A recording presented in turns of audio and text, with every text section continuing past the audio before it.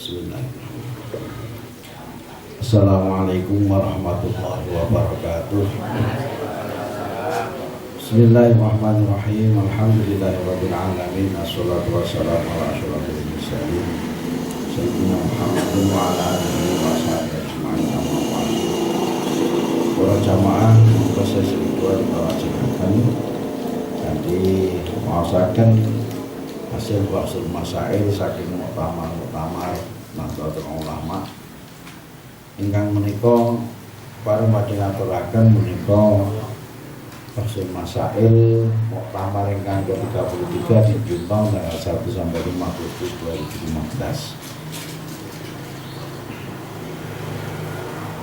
2015. Ingkang pertanyaanipun inggih menika masalah ruqyah, masail diniyah waqiyah, hukum mengingkari janji bagi pemimpin pemerintahan. Nah, ini ya sebentar lagi 2024 ini kan tahun politik. Insya Allah mulai akhir 2023 ini pun tahapan-tahapan berjalan. Kemudian ini perlu kita aturakan paling penting sebagai masukan kagum kita. Pertanyaan ini pun menikah, bagaimana status janji yang disampaikan oleh pemimpin pada saat pencalonan untuk menjadi pejabat publik, baik eksekutif, legislatif maupun yudikatif.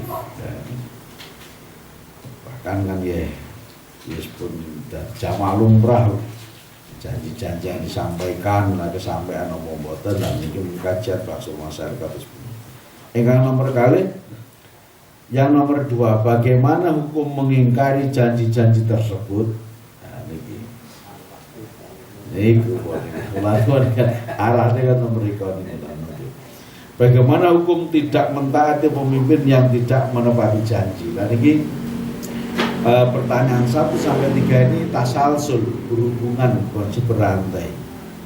Nah, ini yang pertama, status janji yang diucapkan oleh para calon pemimpin.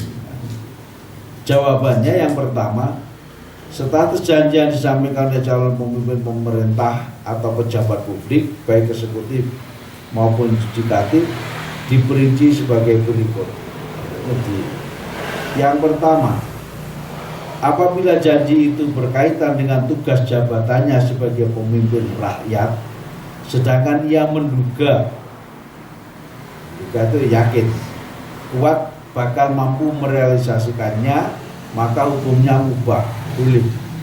Kira-kira dari pemimpin nanti programnya seperti ini, kita mampu melaksanakan, itu boleh. Sebaliknya, jika ia menduga kuat tidak akan mampu untuk merealisasikannya, maka hukumnya haram. Ia tidak boleh menjanjikan sesuatu yang tidak mungkin dia mampu lakukan. Ini dari sisi status janji yang disampaikan itu boleh apabila nanti ya taruhlah kalau jadi dewan, jadi pemimpin kepala daerah, jadi presiden dalam hal ini mampu melakukan ini maka dia janjikan seperti ini, seperti itu. Nah, kita rakyat kan menerima janji-janji itu terus niteni, ya niku begini, makanya ini bagaimana status janjinya itu. Jadi boleh apabila dia nanti bisa merealisasikan, dan haram apabila dia berjanji untuk sesuatu yang tidak bisa direalisasikan. Yang kedua, pertanyaan kedua, bagaimana hukum mengingkari janji-janji tersebut? Ini kalau sudah berjanji diingkari ya jelas pada dasarnya tidak boleh, haram hukumnya. Jawabannya, apabila janji itu berkaitan dengan pengalokasian dana pemerintah, maka apabila dana tersebut bersumber dari dana pemerintah dan diberikan tanpa melanggar prosedur yang sah secara syar'i dan hukum negara, maka hukumnya boleh atau mubah. Jadi sebaliknya, apabila yang dijanjikan itu pengalokasian dana pemerintah yang diberikan dengan cara melanggar prosedur yang sah secara syarak dan hukum negara, maka hukumnya haram. Adapun apabila yang dijanjikan itu dana pribadi dan diberikan sebagai imbalan agar ia dipilih, maka hukumnya haram karena yang dijanjikan mengarah pada riswah, suap. Jadi ini sing marak niku lek sing jelas itu biasanya ngene pilkades kalau barusan yang terjadi ya. Nggih lho, Pak Habib monggo pun mengki jing sarapan ngene kula, sarapan ki aku 20.000 lali kali kula nggih. Itu. Jalali karo bapake. Ini yang ketika memberikan sesuatu dengan tujuan agar dia dipilih, itu termasuk riswah, suap, haram hukumnya. Ketika kita melaksanakan seperti itu, dia barang sing haram, sing nglakoni karo sing napa sing napa itu sama. Jadi laknatullah ala rasi wal murtasi. Jadi Allah itu laknat Allah itu ditimpakan pada orang yang memberikan suap dan menerima suap. Dua-duanya fitnah. Jadi keterangan secara syariat jelas sekali. Makanya perlunya kita juga secara umum ketika pilihan memimpin ini juga betul-betul harus la iso secara syar'i menghindarkan hal-hal yang seperti itu, insya Allah ya maka jalan dengan baik. Kemudian yang kedua tadi pertanyaan bagaimana mengingkari janji-janji tersebut oleh yang berjanji. Apabila janji-janjinya tersebut sesuai dengan tugasnya dan tidak menyalahi prosedur, maka wajib dilakukan dengan mengacu pada konsep al-aslah fal aslah, skala prioritas. Karena itu adalah amanah yang harus dilakukan, sehingga mengingkarinya hukumnya haram. Terus janji gini lah, ini ada skala prioritas. So lah aku jadi kepala RT, si cili mawon contoh. So kini tak rapat dalan RT gini. Sementara bapak niku enten malih danane RT menawa terus sing ana warga sing loro lah ini skala prioritas yang mana. Pokok dana kesehatan so tak tingkatkan, jalan itu wae ditingkatkan. Ketika sudah menjadi tugasnya kok diingkari, cuma skala prioritasnya. Oh sing warganya sing miskin ditaskan dulu, dalane keri, nah itu boleh. Tapi karena semua jadi tugasnya ya harus diwujudkan ya. Itu makanya hati-hati ketika mau mencalonkan jadi pemimpin yang suka ngobrol janji. Ini kalau orang yang janji ya orang rame. Ini apa janji kowe duit apa janji ngopo lah ini. Nggih wonten rumiyin niku usum memilu wonten wis ambane musala diberi lawan niku semen. Iki boto wae niki, boto. Diberi boto mergo musala iki ora tende duit nang desa. Urung ana sing ngetur semen nanti urung digarap apa semen berdiri urung ana urung digarap. Dilalah kersane Gusti Allah sing ngerimo boten dadi. Akhire boten jungkuk nah. Niki. Botone dipendhen malih niku wae. Dan beda.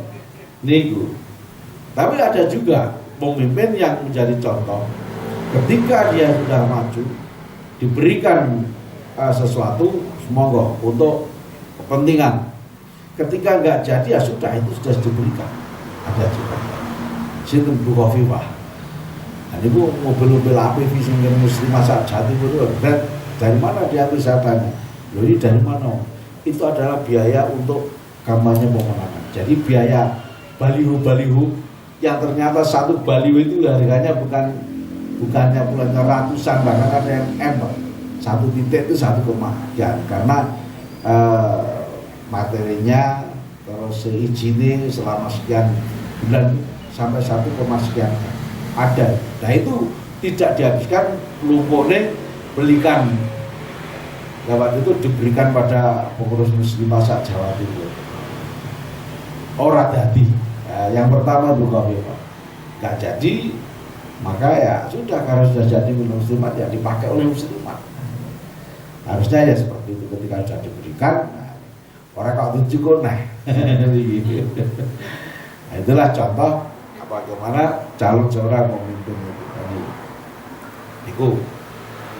Ini cerita mau ada umum tadi orang wani matur ini karena sudah ada buktinya, tidak pernah terjadi. Itu sebagai muqabalah, sebagai perbandingan pulau panjenengan setuju bagaimana nanti jalan dalam memilih pemimpin yang ke depan.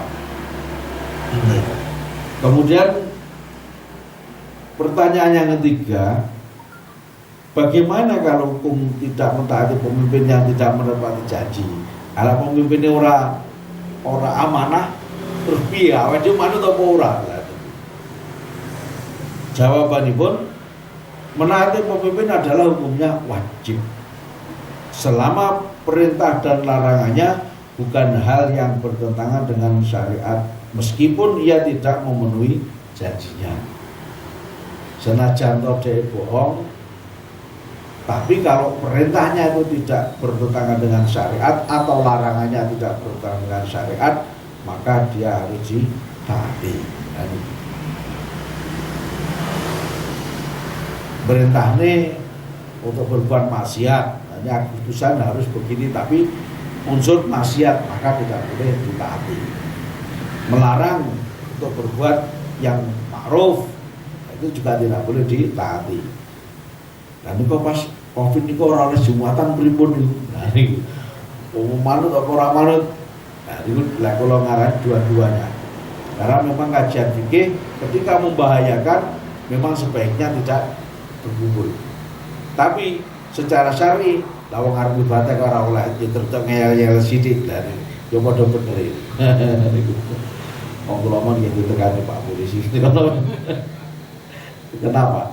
Goro-gorone teng Masjid Agung niku melaksanakan Jumatan minggu wae ini. Ketika Jumatan mriku sing diluruk kula teng Maten. Padahal kula iki kena Covid niku. Kula pun loros meh semaput iku lho mungkin. Berarti kada boleh sawi disewunan ini. Ya saya sampaikan, surat sudah dari Menteri Agama sudah, Mendagri sudah, instruksi Bupati juga sudah, semuanya kita sampaikan. Itu ada takmirnya, mohon silakan takmirnya saja yang dikonfirmasi. Jadi kan tanggung jawab pemenang kita sudah sampaikan, kalau memang ya perlu kita ulang, ya kita siap lakukan itu saja. Ya pola aturi, kalau ketika polisi ini ya aturan dewe, urusannya takmir kan itu. Akhirnya Jumatan melaku, tapi hanya lingkungan saking kawaman. Akhirnya sholat itu juga jalan, Dijowo, Satpol PP, polisi, walaupun TNI, malah aman malah. Nggih malah aman. Nyatane jero nggih meneng-meneng ndak pakai pengeras suara itu akan pitung sak nang Masjid Agung. Ya itulah. Ngono ya ngono ning aja ngono wae. Jadi kalau dijual tenang nggak panjang ngeyel ya itu kan hak asasi untuk beribadah. Ketika tidak membahayakan banyak ambilnya kajian fikihnya sebaiknya tidak melaksanakan. Tapi yakin ora lah niku lho. Nggih, nyatane alhamdulillah selamat kabeh. Itulah jadi bagaimana ini yang kita bidik adalah bagaimana kita harus menepati mentaati pada pemimpin itu tadi. Kemudian apabila tindakannya tersebut demi kemaslahatan rakyat banyak, masyarakat amah, maka rakyat wajib taat lahir batin. Lek napa niku lek perintah niku ya napa niku lahir batin. Sebaliknya bila tindakannya tidak dalam rangka mewujudkan kemaslahatan rakyat banyak, masyarakat amah, maka rakyat wajib taat secara lahiriah saja.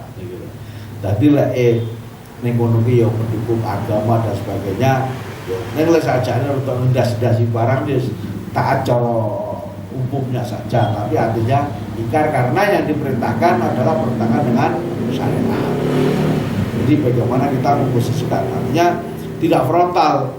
Lah seperti demo lah ini kan tambah gegernya. Tapi demo itu biayanya bahaya jauh lebih besar. Kerugiannya juga pasti lebih besar. Bahkan biayanya mengamankan demo itu ya gede, gitu.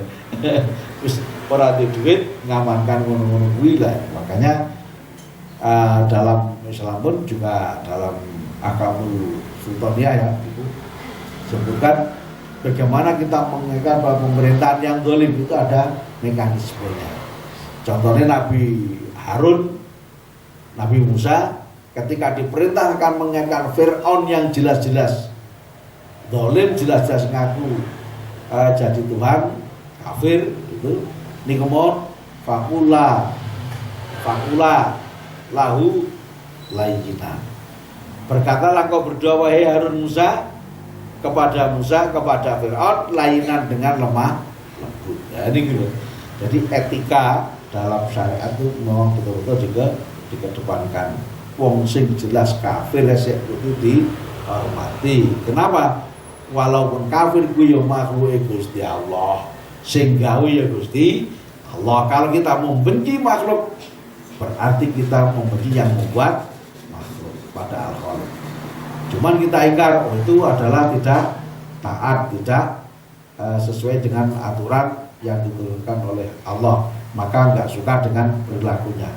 Tapi ikut sama ukhuwah basyariahnya, sesama mencintai sesama manusia, itu hukumnya wajib. Karena apapun keberadaan dia adalah tetap makhluknya Allah. Dan kita yakin bahwa alam semesta ini yang menciptakan adalah Allah. Ini gitu. Jadi kita menghormati yang menciptakan.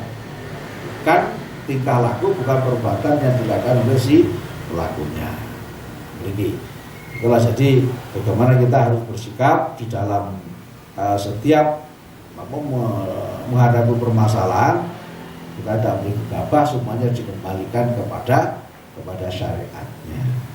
Kalau kita berkatan para jemaah yang kita terangkan terkait kalian bahasa dan menikah, bagaimana hukumnya pemimpin yang mengingkari janjinya. Kalau kita akhiri kata wassalamualaikum warahmatullahi wabarakatuh. Alhamdulillahirrahmanirrahim. Subhanakallahumma wa bihamdika asyhadu an la ilaha illa anta astaghfiruka wa atubu ilaik. Wallahu muwaffiq ila aqwamit thoriq. Assalamualaikum warahmatullahi wabarakatuh.